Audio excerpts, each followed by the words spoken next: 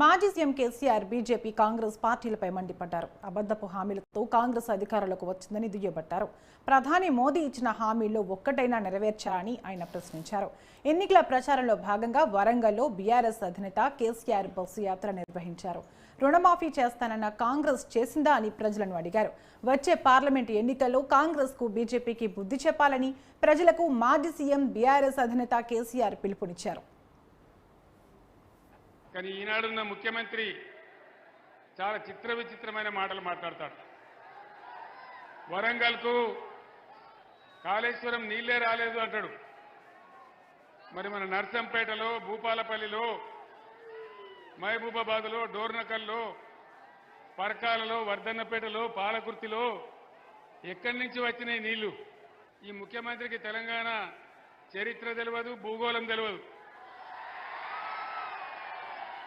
మొన్నెక్కడో మాట్లాడుకుంటూ కృష్ణానది కూడా నేనే కట్టినా అంటాడు.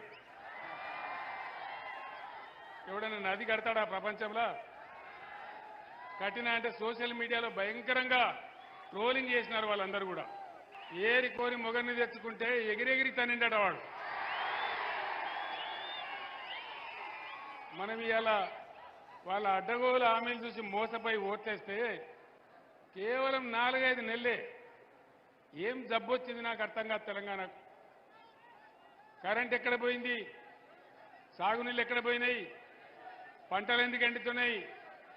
మంచినీళ్ళ కరువు ఎందుకు వస్తున్నది? గత 10 ఏళ్లలో ఇవన్నీ ఉండేనా? ముఖ్యమంత్రి మాట్లాడిండు. ముఖ్యమంత్రి ఏమన్నాడు?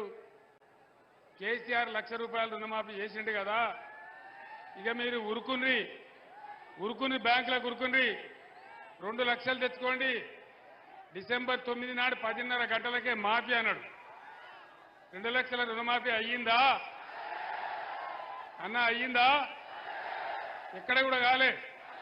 ఇక ఇంకొక పార్టీ ఈ ఎన్నికల్లో పోటీ చేసే మరొక పార్టీ